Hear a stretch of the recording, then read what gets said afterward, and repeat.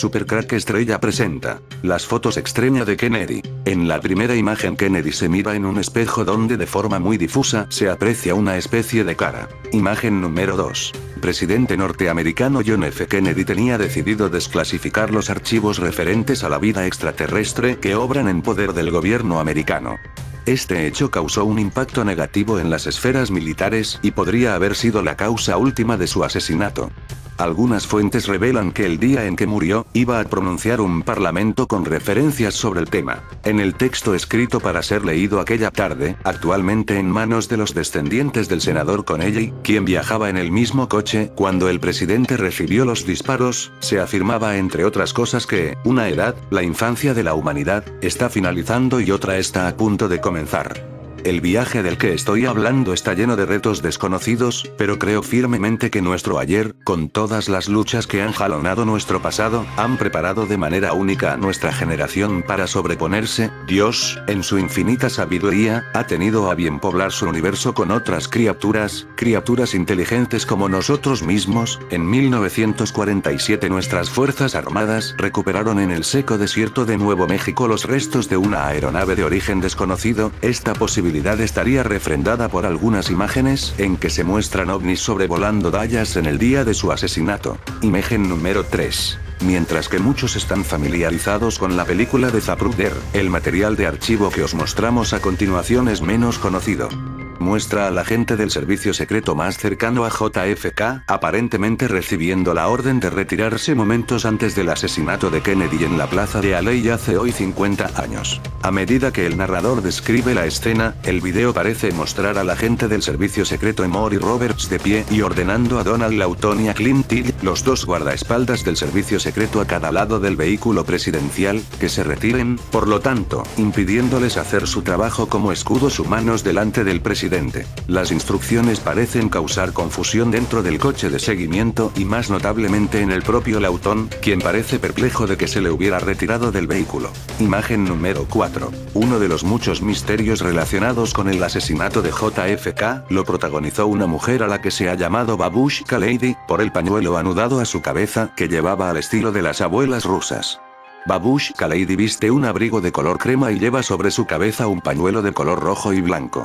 Se encontraba también allí mismo, a pocos metros de Mary Moorman y Ginny, coincidiendo con el paso de la limusina del presidente Kennedy. Lo más interesante y sorprendente del caso de Babushka Lady es que estuvo filmando el paso de la caravana presidencial con una buena cámara de cine, seguramente de 8 milímetros, similar a la que utilizó el señor Zapruder, que estaba colocado enfrente, al otro lado de la carretera. La película que grabó Babushka Lady fue sin duda el documento más valioso para la investigación del asesinato de JFK, ya que fue filmada desde el mejor ángulo de visión para registrar todo lo que sucedió en el montículo de hierba, el lugar de donde procedieron los disparos. Aquí tenemos a Babushka Lady filmando todo desde el mejor ángulo de visión.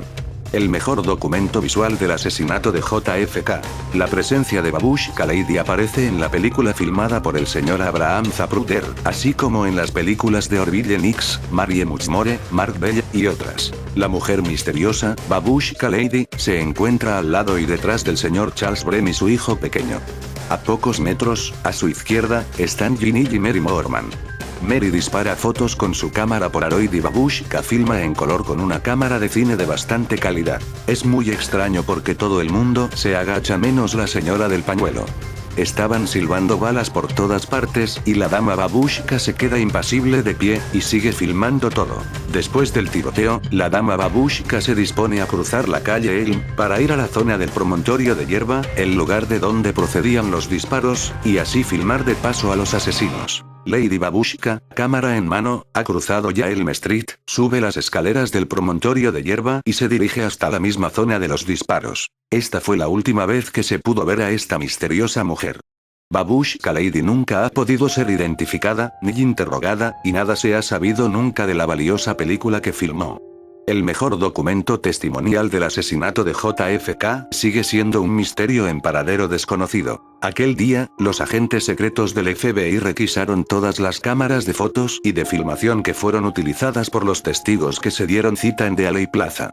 Lo más probable es que los agentes requisaron la cámara y la película de la dama del pañuelo, y debido al testimonio peligroso que recogió Babushka Lady, nunca la devolvieron sus pertenencias. Y esta mujer, por miedo a verse envuelta en toda la trama de la investigación del caso JFK, tampoco reclamó nada y se tuvo que olvidar del asunto. Lo cierto es que nunca compareció a declarar su testimonio ante la policía, y menos aún ante la comisión Warren. Sencillamente se esfumó. Pero eso es una posibilidad de interpretación. Otra posibilidad apunta a que no es imposible que Lady Babushka, aprovechando la confusión del momento, pudiera escapar del cerco policial, e irse a su casa con su cámara y película intactas. Pero por miedo a represalias no quiso divulgarla. ¿Acaso Babushka Lady podría haber sido una viajera en el tiempo? ¿Una agente de la CIA o del Vaticano? ¿Pagó la CIA mucho dinero a Babushka para comprar su película y su silencio? Quizás se la cepillaron los cerebros que maquinaron el crimen para no dejar pistas sueltas.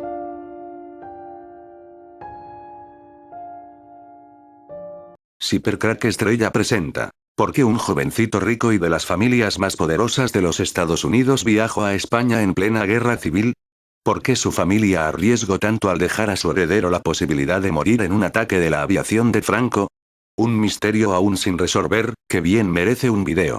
Pero la edad a la que viajó este personaje tan famoso en la historia, ya me dice mucho: 21 añitos. La edad en la que los Illuminatis empiezan su iniciación, hacia un mundo que se esconde bajo el nuestro. El presidente Kennedy, el más emblemático de todos los tiempos, visitó Madrid y Barcelona durante la Guerra Civil. Pero lo que realmente interesaba a Kennedy era Barcelona, donde se encuentra una entrada al inframundo ocultado por el monasterio de la montaña de Montserrat. Uno de los lugares más sagrados para la élite Illuminati. Y una de las dos entradas directas a este inframundo. Una virgen negra, una montaña de formas curiosas, dispuestas al misterio, 1000 años de historia y una red de senderos de peregrinación. Para muchos la de Montserrat es algo más que una montaña o un pliegue emergido de la tierra. Los senderos del dragón, los caminos de la serpiente o las líneas ley son los distintos nombres con las que son conocidas, desde tiempos prehistóricos, unas misteriosas alineaciones imagen 12 de energía, que se localizan en vórtices magnéticos en la mayoría de los lugares sagrados del mundo, como los círculos de piedras o monumentos megalíticos, iglesias, cementerios. Habrían sido construidas con algún propósito desconocido por pueblos prehistóricos y modificadas por el tránsito acuífero de los subsuelos o de las grietas de terrenos que entran en fricción. Las primeras leyendas conocidas de estas líneas de poder nos llegaron desde la Gran Bretaña prehistórica, ver artículo Las sendas del dragón. Los druidas creían que esta energía se deslizaba como una serpiente a través del suelo como las corrientes telúricas. La religión druídica creía que estas líneas telúricas son vías espirituales que recubren todo el planeta.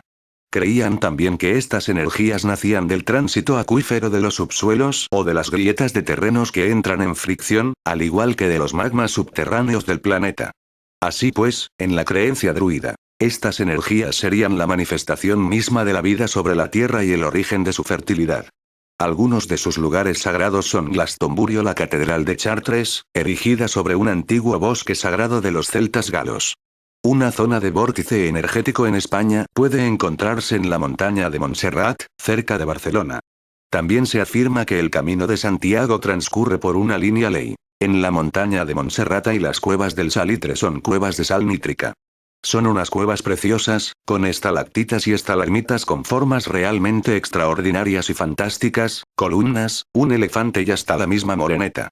Esas cuevas están divididas por salas y cada cual tiene un nombre que a oídas parece misterioso, son nombres tales como el Pozo del Diablo, la Cueva de las Columnas, la Cueva del Elefante, la Boca del Infierno, la Cueva de la Virgen, la Cueva de los Murciélagos, la Sacristía y el Confesionario, donde se dice que hay un misterioso secreto que puede ser trascendental.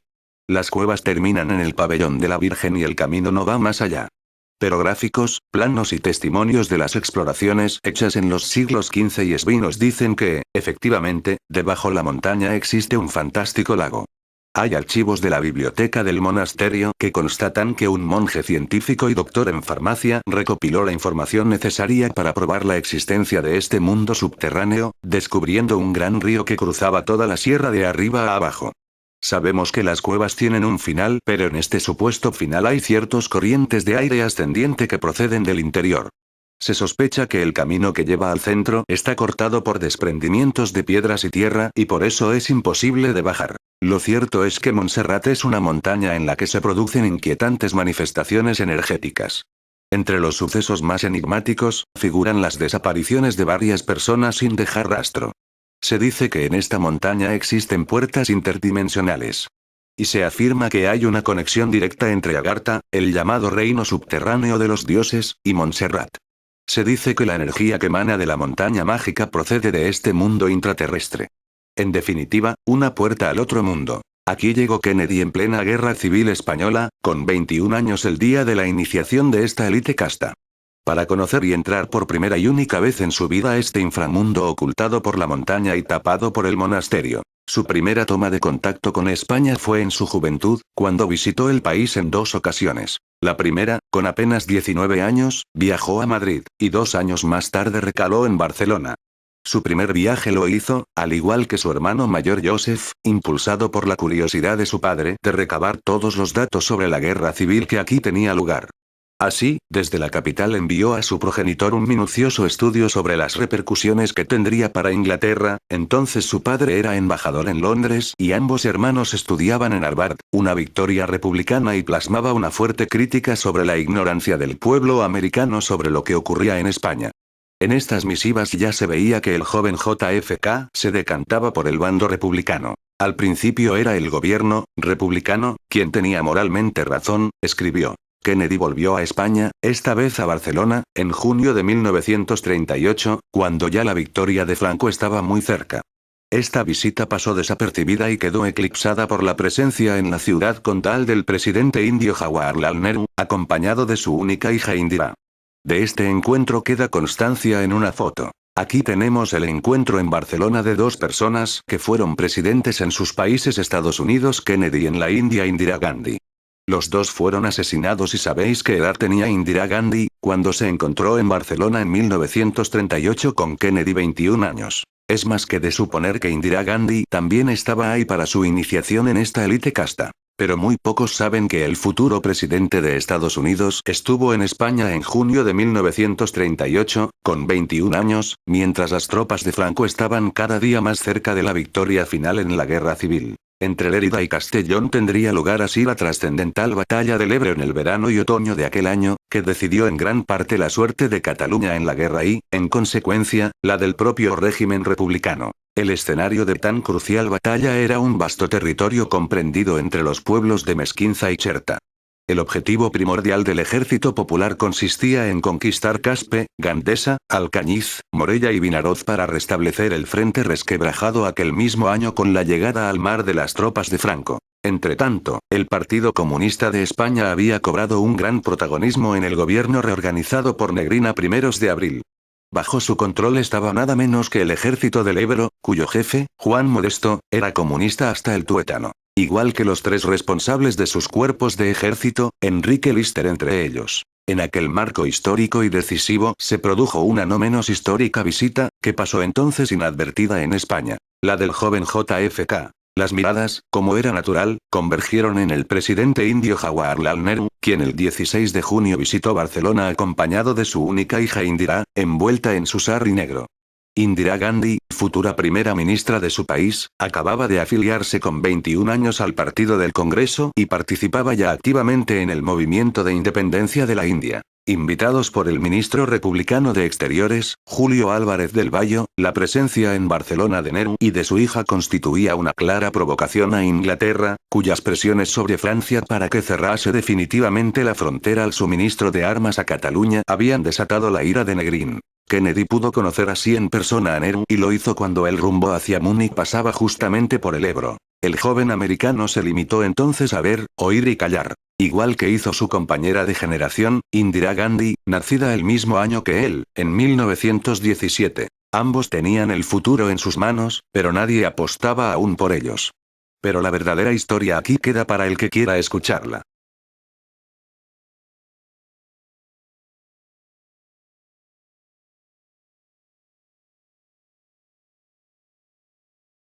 Supercrack Estrella presenta: los antepasados de Donald Trump. El rey ha vuelto. Jaque mate. Trump nació el 14 de junio de 1946 en el barrio neoyorquino de Queens. Fue uno de los 5 hijos de Marianne McLeod y de Fred Trump, que se casaron en 1936. Su hermano mayor, Fred, murió en 1981 a los 43 años 15. Su madre era una inmigrante escocesa nacida en la isla de Lewis, en el norte de las Hébridas Exteriores. Originaria de Ton, un poblado de la isla de Lewis, al norte de Escocia, con 18 años la madre de Trump seguía los pasos de 3 de sus hermanas que ya se encontraban en Estados Unidos: Christina, Meg y Joan y Catherine. Pero centraré esta historia en el lugar de nacimiento de la madre de Donald Trump, en la isla de Lewis, y su extraño ajedrez. ¿Será Trump el rey de este misterioso ajedrez? El ajedrez de Harry Potter. El ajedrez de la isla de Lewis. En la sala 40 del Museo Británico se exponen unas misteriosas piezas de ajedrez que quizás sean el ajedrez más famoso de la historia, el ajedrez de la isla de Lewis, una de las islas hébridas de la costa escocesa. Si has visto Harry Potter y la piedra filosofal, recordarás el ajedrez mágico al que juegan Harry y Ron. Pues bien, las piezas de este ajedrez son una copia de las piezas de ajedrez de Lewis. Ajedrez de Lewis. Las piezas de este ajedrez estuvieron enterradas en una duna de arena en la bahía de Wick de la isla de Lewis desde el siglo XII hasta 1831. Están casi todas talladas en marfil de colmillo de morsa, aunque algunas piezas se tallaron en diente de ballena. Algunas de las figuras están teñidas de rojo, lo que hace pensar que jugarían marfil contra rojo en vez de blancas contra negras. Este ajedrez se considera el primer ajedrez moderno porque todas las figuras tienen aspecto humano, excepto los peones que parecen pequeñas lápidas esculpidas con extrañas inscripciones. El juego del ajedrez llegó a España e Italia de mano de los musulmanes, que tenían prohibido representar la figura humana. Es también la primera vez que aparecen obispos como piezas de un juego de ajedrez, sustituyendo a los elefantes originales de los juegos indios, chinos o persas. El nombre de la torre en persa era Rut, carro, que derivó a través del italiano roca, fortaleza, a todas las lenguas romances a torre. En inglés, sin embargo, se sigue llamando roque y en español a veces, roque. De ahí la palabra enroque, en la que la torre y el rey intercambian sus posiciones. La representación de los guerreros puede deberse a que carro se llamaba también a las torres de asedio persas, unos carros en los que iban los arqueros, que parecían casi carros blindados, o a que la palabra islandesa roker significa héroe o soldado valiente. En ruso, indonesio y filipino, la torre se denomina con la palabra que significa barco. La reina roja. Ninguna de las figuras tiene una expresión alegre. La pieza de la reina reclina la sien sobre la mano izquierda y apoya el codo en la mano derecha y recuerda un poco a las figuras de las vírgenes románicas, nada que ver con la reina roja asesina del ajedrez de Harry Potter y Ron Weasley. Las piezas del ajedrez de la isla de Lewis son las más antiguas que se conservan en la actualidad y están en posesión del Museo Británico y del Museo de Escocia. Datan del siglo XII y su origen es nórdico. El material que se usó para su construcción fue colmillo de morsa. En total se encontraron 93 piezas, muchas de ellas parecen pertenecer a distintos juegos, ya que no son iguales entre sí. Me ha chocado la cara de tristeza que tienen la mayoría de las piezas, que se mezcla con ojos de sorpresa en las expresiones de las figuras humanas. Esta es una réplica realizada en resina. La verdad es que estas piezas están envueltas en un halo de misterio, ya que existen dudas sobre su procedencia y sobre el porqué de su curioso diseño, pero esto forma parte de la interesantísima y extensa historia del ajedrez. Su procedencia dicen puede ser del país Noruega, un país del que yo en mi canal Supercrack Estrella hablo mucho, el país de los portales dimensionales y viajeros del tiempo que usan este portal en Noruega. En el año 1831 se descubrió un ataúd en la isla de Lewis en Escocia. Dentro de este ataúd había 78 piezas de ajedrez, talladas a mano en marfil de morsa.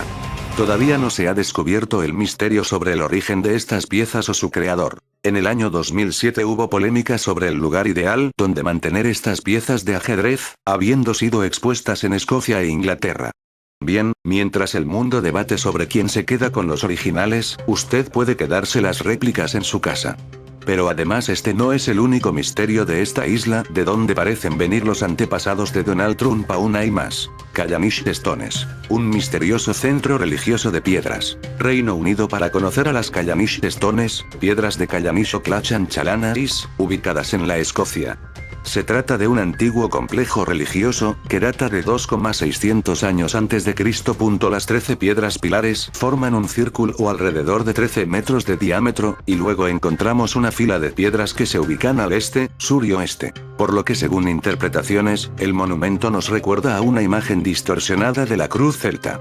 Vale la pena señalar que las piedras oscilan entre los 1 y 5 metros de altura. Según la leyenda, se dice que estas piedras son restos de gigantes que se negaron a convertirse al cristianismo, por lo cual Sanquieran los convirtió en piedra como castigo.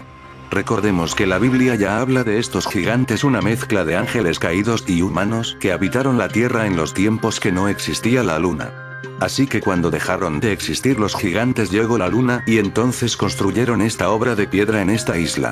Según algunas especulaciones científicas, las piedras formarían lo que sería un calendario basado en la posición de la luna. Las piedras de Callanish, o Callanish I, cuyo nombre en gaélico sería Clachan Chalanais o Tursachan Chalanais, son un conjunto de menires levantados en época prehistórica.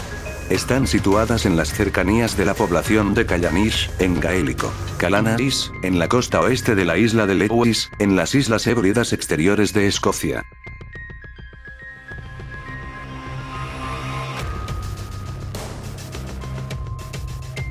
Canal Supercrack Estrella presenta Fuego en el cielo. NASA y FEMA saben qué está pasando. El 23 de febrero de 2016 una bola de fuego enorme había golpeado el océano Atlántico, aunque la mayoría de los estadounidenses eran completamente inconscientes de ello. En aquel entonces también se dijo, según Brian Cox, el presentador de Science en el Daily Mail, que hay un asteroide con nuestro nombre en él escrito y nos golpeará, que estamos en riesgo de ser aniquilados por los asteroides y que no nos estamos tomando esa amenaza en serio. El mayor bola de fuego que atacó a nuestro planeta en los últimos años, fue la que explotó sobre Chelyabinsk en Rusia, en 2013. Su explosión fue acorde a 13.000 toneladas de TNT. Constantemente se nos dice que estos casos se producen casi todos los años, sobre todo en los océanos. Por eso estábamos un poco sorprendidos por la reciente noticia del New York Times que la FEMA y la NASA ensayan el ataque de asteroides en Los Ángeles. Yo me hago una pregunta, ¿cómo una ciudad puede prepararse para el impacto de un asteroide? ¿Dónde se esconden miles de personas? ¿Realmente son útiles los ensayos del desastre que se hacen? Es muy poco probable que si vivimos en el epicentro del golpe del asesino del espacio los búnkeres existentes nos salven. A finales de octubre, la NASA ha publicado una severa advertencia de que el número de asteroides apocalípticos que se precipitan a través del espacio hacia nuestro planeta se incrementó en un 50%, y esto produjo un estupor entre los científicos. Tal posibilidad en sí misma puede parecer poco probable, pero nos recuerda lo que ocurrió con los dinosaurios. El hecho de que FEMA y la NASA pudieron determinar el lugar en el que impactará ese asteroide asesino y organizaron ejercicios de supervivencia en California muestra que tenemos que preocuparnos y mucho. Sobre todo después de que los científicos informaron de que habían encontrado evidencia del misterioso noveno planeta y advirtieron de que este planeta es el responsable de las extinciones periódicas en la Tierra. En mis vídeos sobre Nibiru ya he hablado de consecuencias de su acercamiento a la Tierra. De allí los montones de asteroides de ahora. Es de los primeros efectos de la llegada de Nibiru. Por lo tanto, no me sorprende que la NASA y FEMA estén preocupados y en alerta. Incluso el asesor del presidente de Estados Unidos para la ciencia, John Aldrin, advirtió en septiembre de 2016 que no estamos listos para el impacto de un asteroide en el planeta. ¿Es posible que la NASA, la FEMA y la administración Obama sabe algo que el pueblo estadounidense no sabe? Si es así, entonces tal vez sabremos qué es con el presidente Donald Trump. En un informe del 7 de noviembre, Rob Waugh nos dice que, según los datos de la NASA, nuestras peores pesadillas pronto se convertirán en una realidad. Cuando el representante del gobierno estadounidense ha pedido al director de la NASA, Charles Bowden, que le diga qué haremos cuando se sepa que un gran asteroide se precipita hacia Nueva York, recibió una respuesta inesperada: rezar. El día 14 de octubre se informó de que Barack Obama firmó recientemente un nuevo decreto sobre la lucha contra las manifestaciones del clima espacial y el inicio de la preparación de la población del país para sobrevivir a los fenómenos catastróficos que vienen del espacio. Si un gran asteroide finalmente golpeará el planeta, será un desastre nunca visto antes en la historia moderna. Ahora os pongo información sobre las últimas bolas de fuego registradas. La NASA, a través del telescopio espacial Hubble, encontró inmensas esferas de fuego que viajan a 850.000 km por hora. Las monstruosas bolas de plasma fundido se encuentran a 1200 años luz de la Tierra. Dada la velocidad a la que viajan, podrían llegar de la Tierra a la Luna en solo media hora. La espectacular bola de fuego sobrevoló el sur de España a las 3:55 minutos del 15 de noviembre, durante la brillante superluna. Se produjo por la entrada en la atmósfera terrestre de un fragmento del cometa Encke a algo más de 110.000 km por hora.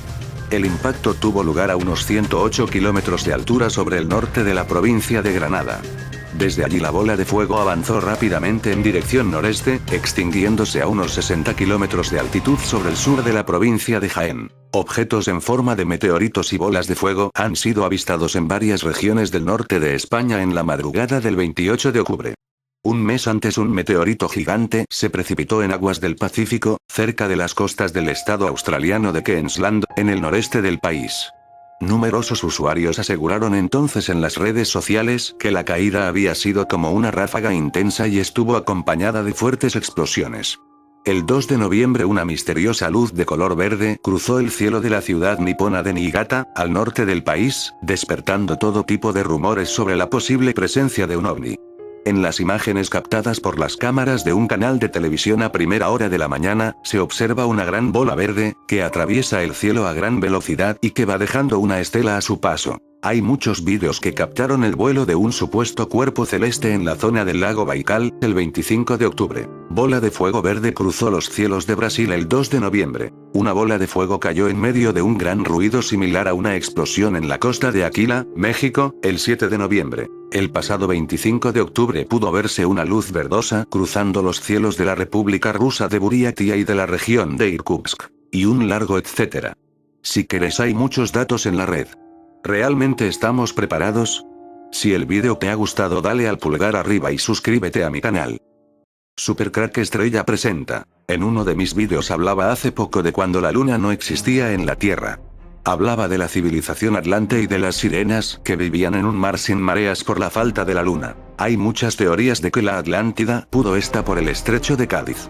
Mostraré una pequeña prueba de todo esto contado con la historia del hombre pez de Cádiz. La marcada historia de la ciudad de Cádiz y su provincia hace que nos perdamos en una gran infinidad de datos y fechas históricas que recalcan los distintos períodos por los que ha pasado esta ciudad. Sabemos de antemano que en Cádiz existen multitud de hallazgos arqueológicos que nos hablan de un esplendoroso pasado, sin dejar de lado los fuertes y terribles hechos que hicieron esta historia. Es pues evidente que Cádiz tuvo civilizaciones con grandes dioses, grandes creencias, importantes sistemas sociopolíticos y sobre todo la vida popular religiosa. Pero aparte de todo esto existen, además, pequeños acontecimientos, otras historias que rozan la leyenda. Estos acontecimientos enigmáticos no se han conocido por restos arqueológicos, ni aparecen en los grandes libros de historia, ni siquiera a través de las tradiciones del pueblo gaditano. Estos acontecimientos son pequeñas anécdotas que casi pueden pasar inadvertidas. Algunas de estas pequeñas historias son las que trataré a continuación. Es un tema que algunos historiadores antiguos lo anotaron a modo de curiosidad. Se trata de la leyenda histórica del hombre pez. Un ser medio mítico, medio real que fue avistado por algunos pescadores de la bahía. Antecedentes del hombre pez. Nos narra el historiador Plinio la aparición en la zona del océano gaditano de un hombre marino cuyo cuerpo era enteramente humano. Plinio lo oyó comentar a unos caballeros romanos que fueron testigos oculares del suceso. Otro caso es referido por M. Larrey en su Historia de Inglaterra, en la que cuenta que fue pescado un hombre marino en el año 1187 y más tarde presentado al gobernador de Oxford. El gobernador lo mantuvo en su casa durante 6 meses. Posiblemente realizando tareas como esclavo o sirviendo como elemento de análisis o experimentos. Pasados los 6 meses el hombre pez encontró una ocasión para volverse al mar, donde desapareció para siempre. No lo volvieron a ver más. El caso de Liérganes. Pero el caso más documentado ocurrido por esta geografía fue el del hombre pez de Liérganes. Liérganes es un pueblo de Santander. Allí vivían Francisco de la Vega y María del Casar, su esposa.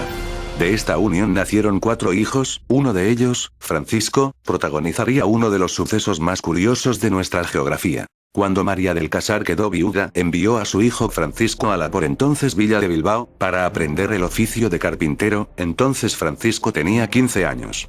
Esto ocurría en el año 1674. Un buen día, la víspera del día de San Juan, se fue junto con sus compañeros a bañarse a la ría de dicha villa. A Francisco le fascinaba la pesca y disfrutaba mientras nadaba. Pero ese día comenzó a nadar ría abajo hasta que sus compañeros lo perdieron de vista. Los compañeros notaron su tardanza y comenzaron a inquietarse pensando que podría haberse ahogado. Corrieron de inmediato a contarlo al maestro del taller y este a su vez, a su madre María, que lloró desconsolada. Al no aparecer le dieron por muerto. Hasta aquí la trágica historia parece normal, pero realmente no es así. En 1679, un grupo de pescadores gaditanos vieron aparecer por las aguas, sumergiéndose en ellas a su voluntad y con recreo lo que parecía ser la figura de un hombre.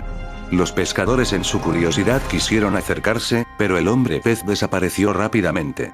Este suceso lo contaron al llegar a tierra los pescadores y la curiosidad fue en aumento, tal que un día decidieron buscarlo y capturarlo. Así, se hicieron con una red que lo circundase y arrojándole pedazos de pan vieron que el hombre pez los cogía y los comía. De esta manera lo arrastraron hasta una barca donde pudieron atraparlo y llevarlo a tierra. Lo observaron detenidamente y vieron que su constitución era humana, normal. Intentaron hablarle en diversas lenguas pero no respondió a ninguna de ellas. Luego se lo llevaron al convento de San Francisco, en la plaza del mismo nombre, donde lo conjuraron por si tuviese algún espíritu maligno. Pero eso tampoco bastó para hacerle hablar. Pasaron pues algunos días, durante los cuales no respondía a nada. Pero de repente su voz dejó esclarecer una palabra: Liérganes. Los que allí estaban, sorprendidos, no sabían su significado a excepción de un mozo, que resaltó que era de dicho lugar de Santander y que se hallaba en Cádiz trabajando. A partir de este momento se comenzó a investigar sobre su paradero y familia. Don Domingo de la Cantola, secretario por entonces de la Suprema Inquisición, se hizo con el caso. Este mismo señor hizo un comunicado al pueblo de Liérganes, por si hubiese ocurrido algo anormal por allí. Tan solo María del Casar recalcó que su hijo desapareció en la ría de Bilbao hace unos 5 años, pero que lo dieron por muerto. En esos momentos se hallaba en el convento antes citado un religioso de la orden en una misión postulatoria. Fr. Juan Rosende, y enterado de la parte donde caía Liérganes, donde le pillaba de paso, decidió llevarlo consigo en su postulación. Cuando los dos estaban cerca de Liérganes en un monte llamado la Dehesa, el religioso le dijo al mozo que fuese delante guiando, lo que hizo al dedillo, como si conociese la zona, llegando hasta la casa de María del Casar. María al verle entrar reconoció inmediatamente y con gran regocijo a su hijo Francisco, así como sus hermanos que también estaban en la casa. Pero Francisco ni se inmutaba, no mostraba ninguna emoción. Fr. Juan Rosende dejó al mozo en casa de su madre donde estuvo 9 años de manera que nada le inmutaba, ni tampoco hablaba más que algunas palabras como tabaco, pan, vino, pero sin propósito de usarlos. Si se le preguntaba si quería algo no respondía, sin embargo al ofrecerle algo de comer, lo tomaba y comía con exceso por algunos días, después pasaban otros tantos días sin tomar nada. Una connotación peculiar fue la de que Francisco tenía gran puntualidad. Virtud que aprovecharon. Si alguno le mandaba llevar algún papel de un pueblo a otro, este lo hacía con enorme puntualidad. En una ocasión, un sujeto del pueblo lo envió a Santander con un papel para otro sujeto, teniendo que pasar obligatoriamente por la ría que tenía más de 1 legua de ancha, algo más de 5000 metros. Buscó una barca en el sitio de Pedreña, y no hallando allí ninguna, se echó al agua y salió en el muelle de Santander, donde le vieron muchos mojado, junto con el papel. En la descripción que hicieron de él lo describen como un hombre de estatura de unos 6 pies, bien formado, de pelo rojo corto, las uñas gastadas por el salitre y siempre andaba descalzo. Dicen algunos autores que tenía escamas, aun cuando lo llevaron a Liérganes. Algunas de estas escamas sobre el espinazo y como una cinta de ellas desde la nuez hasta el estómago. Pero poco a poco se les fueron cayendo.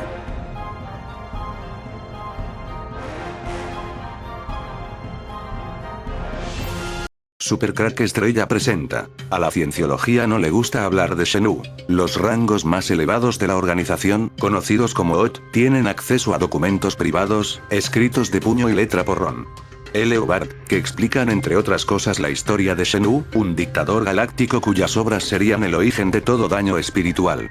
A la cienciología no le gusta hablar de Shenhu abiertamente y solo revela su historia a miembros que han hecho generosas contribuciones, pero su narrativa, inscrita dentro de una parte del folclore cienciólogo conocido como ópera espacial, se hizo pública en 1993, a raíz de una querella que interpuso un exmiembro contra la organización. El malvado emperador Shenhu. El malvado emperador Shenhu era el señor absoluto de la Confederación Galáctica hace 75 millones de años. En aquella época, la galaxia sufría terribles problemas de superpoblación.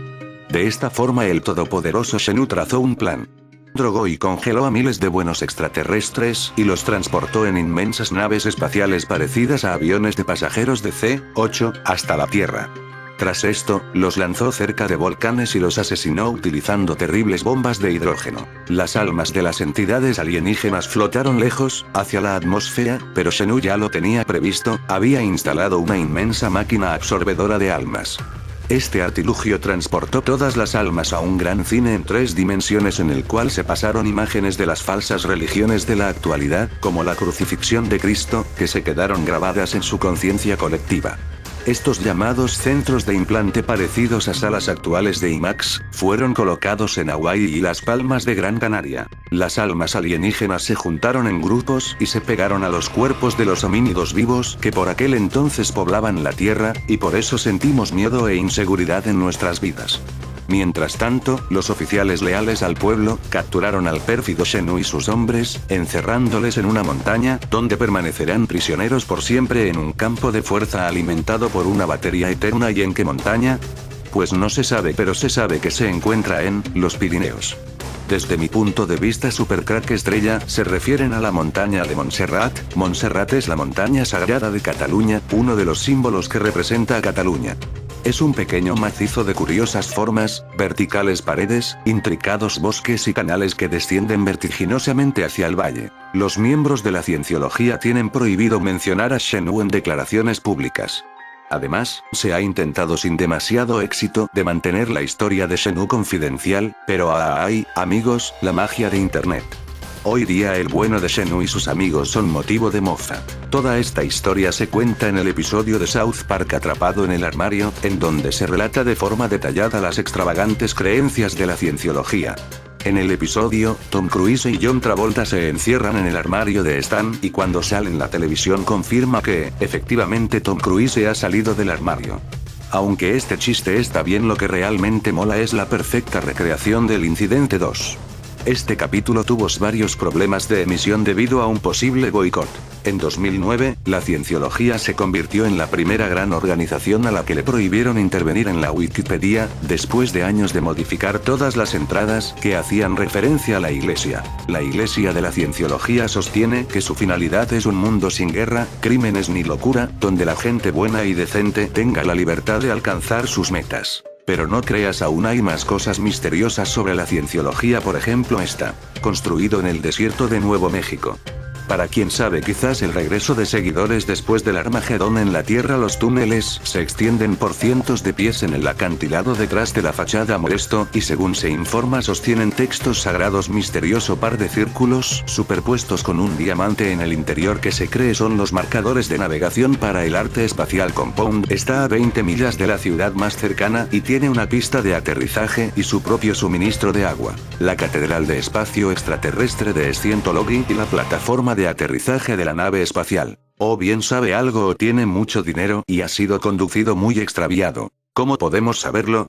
Hace alrededor de 250 años los marcavianos fuera del planeta empezaron en gran escala a autorizar clandestinamente, sin la aprobación del Gran Consejo, un proyecto para tomar poder y tener control de la Tierra, y cuando ésta llegara a ser aceptable en la comunidad galáctica, anexarla al Imperio Marcaviano. Su agente clandestino, el infame Shenhu, tomó el cuerpo de Adam Weishaupt, el fundador de los Illuminati, una sociedad super secreta que trabajaba para apoderarse de otros grupos de poder por medio de la infiltración y coerción económica. El primer gran progreso que hicieron fue cuando Shenhu tomó un cuerpo en la familia banquera de Rothschild, así que después de la guerra de 1812 los Illuminati llegaron a ser muy ricos y podían de hecho controlar muchas líneas económicas. tomando una serie de cuerpos de personas claves del poder dentro del siglo XX y extendiendo la influencia de sociedad secreta, ha resultado en el control de múltiples grupos. Entre 1930 y 1980, no menos de 200.000 marcavianos fueron inmigrados secretamente a la Tierra, otra vez sin autorización del Gran Consejo, para ayudar a Xenu y a sus conspiradores en el apoderamiento planetario. Ellos han tomado cuerpos de personas claves informadas en altas finanzas, banqueros, políticos, industriales, y las sociedades secretas antes mencionadas. Los marcavianos son reconocidos por su negrura espiritual y sus flujos negros. También una avidez para estatus y control y para imponer conformidad a otros, son características típicas marcavianas. Los marcavianos tratan de controlar o suprimir el desarrollo de ideas, las cuales son necesarias para estimular a la civilización. También controlando y suprimiendo fuertemente economías, fuentes de energía y producción y distribución de alimentos, ellos regulan, o tratan, la supervivencia de negocios, industria y seres humanos. Los marcavianos son muy buenos para mantener registros y usar mecanismos de control con tarjetas de identificación, registros secretos, registros de computadoras y papeleo para mantener completa información sobre sus súbditos. Su gobierno ideal es algo entre el estado de policía abierto en Rusia y el estado de policía encubierto de Suecia. Si no eres conformista, de repente las cosas se ponen muy hostiles. Los marcavianos no piensan como personas de la Tierra o como misioneros galácticos. Ellos no tienen ningún concepto de lealtad, honradez o justicia y de hecho lucharán viciosamente entre ellos mismos, fuera de la vista del público naturalmente, para control y estatus. Una típica táctica marcaviana es el control de ambos lados y del medio, y al mismo tiempo teniendo sus medios de comunicación controlados, afirmando constantemente que estas son las únicas alternativas. De esta manera, poco a poco, capturan todo el pensamiento libre y creencia política. La lista de grupos tomados o creados, cubre grupos políticos en los extremos de izquierda y derecha y también en el centro. El dato autoritario falso es otro truco marcaviano del control de la mente, usado para esconder o cubrir sus intenciones y acciones reales.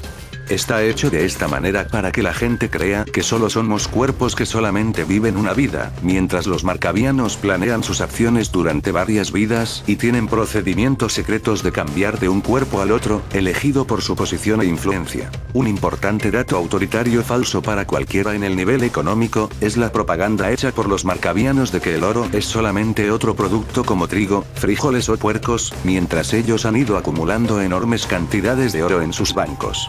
Los marcavianos saben que el oro es una moneda útil, estimada en el comercio e intercambio galáctico, y cuando la Tierra otra vez sea libre para comunicar y tratar con sus vecinos, los marcavianos tendrán casi toda la riqueza. Mucha gente buena, honesta y servicial, ha sido a través de los años lavada cerebralmente dentro de los modelos de pensamiento marcaviano y socialmente por lo menos, están operando en el mismo nivel en términos de estatus y conformidad. Muchas personas en los grupos tomados no tienen noción de lo que está pasando en la cima. Todo es secreto. Excalibur, el libro que vuelve loco a quien lo lee. Excalibur es, según la leyenda, un libro que vuelve loco a quien lo lea. Su autor, L. Ron Hubbard, creador de la cienciología, declaró en 1948 que el libro le fue inspirado durante los 8 minutos en los que estuvo clínicamente muerto durante una operación. Excalibur es un libro real que no ha sido publicado, pero que circula entre algunos iniciados en la cienciología. Su contenido está relacionado con una especie de saber absoluto, la clave de la existencia humana. Hubbard hizo circular Excalibur entre sus amigos íntimos. Todos cayeron en una especie de frenesí extático al desandar sus páginas, y algunos, de hecho, fueron internados secretamente en diferentes manicomios. Esta es la razón por la cual es el único libro del creador de la cienciología en no haber sido publicado. En el desierto de Nuevo México se encuentra una supuesta instalación secreta de la cienciología que incluye un enorme mensaje para extraterrestres, un diseño del tipo de círculo de la cosecha que solo puede ser visto fácilmente desde el cielo. Los cienciólogos han construido una enorme catedral extraterrestre subterránea, cerca de Roswell en los Estados Unidos, según un periodista de la BBC. Los expertos dicen que las señales extrañas, imagen del círculo de la cosecha, en la parte superior de la montaña guiarán a los Clear Mars, cienciólogos de alto rango, regresando desde el espacio para encontrar el trabajo del señor Ubar después del Armagedón nuclear que aniquile a la humanidad. 3 aviones diferentes observan ovnis sobre sede de la cienciología en Reino Unido, sede de la cienciología en RU, y el actor adepto Tom Cruise. 3 aviones de pasajeros registraron la presencia de 2 discos planos y plateados, flotando cerca de la sede británica de la Iglesia de la Cienciología, mientras se aproximaban al aeropuerto de Gatwick, en Londres. Pilotos de 3 aviones que iban a aterrizar en el aeropuerto londinense de Gatwick el año pasado dijeron que habían visto 2 discos extraños unos 30 metros por debajo de ellos, justo sobre la sede de la Cienciología en East Grinstead. Los objetos se movían lentamente o estaban estacionarios. Así lo revela un informe de Luke Airprox Board, servicio que registra violaciones de las reglas de seguridad del tráfico aéreo, publicado hace unos días en la prensa británica.